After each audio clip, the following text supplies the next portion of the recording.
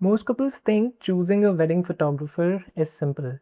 Look at Instagram, pick the style you like, book the one that fits your budget. And that's exactly where things go wrong.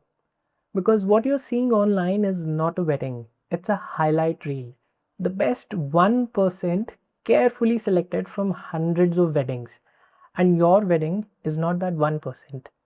Hey, I'm Udit from UD Weddings. 10 years, 180 plus weddings. And if there is one mistake I see couples make again and again, they judge photographers based on how good their best work looks. Instead of asking what happens when things don't go perfectly. And those are two very different things. A bride came to me recently. Her name was Mansi. She came through a friend who had gotten married just a year before. Her friend had hired a photographer based on their portfolio. Beautiful work, no complaints technically. But when the photos came back, something was wrong. The coverage from the bride's side was significantly heavier than the coverage from the groom's side. More photos, more moments, more attention. And when they shared the album with both the families, it created a conflict.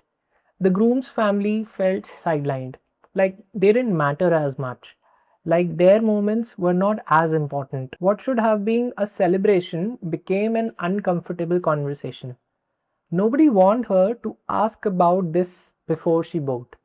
Nobody told her that two separate teams covering two separate families with no coordination almost always creates unequal coverage. She only found out after. When Mansi came to me and shared this, the first thing I told her was simple. For equal coverage, hire one single company to cover both sides of the family. Because if we don't have the footage from both sides in the first place, we can't balance it in the editing. You can't just adjust what you don't have. And then we talked about the team size, not based on guest count, but based on how many things are happening simultaneously. Because at every wedding, no matter how well planned, parallel moments always appear that nobody anticipated. If you want to see what it looks like when all of this is planned correctly across an entire wedding, I have linked a real wedding breakdown below. So here is what to actually look for when you are evaluating any photographer. First, ask for complete wedding deliveries. Not reels, not Instagram, full weddings. Both sides of the family, every event.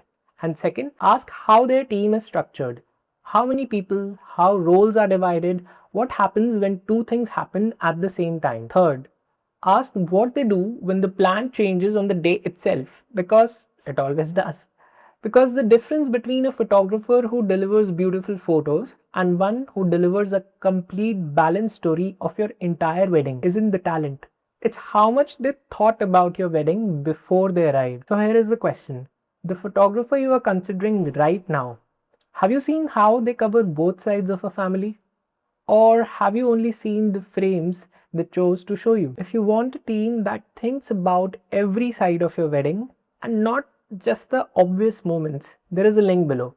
Tell us about your wedding and we'll take it from there.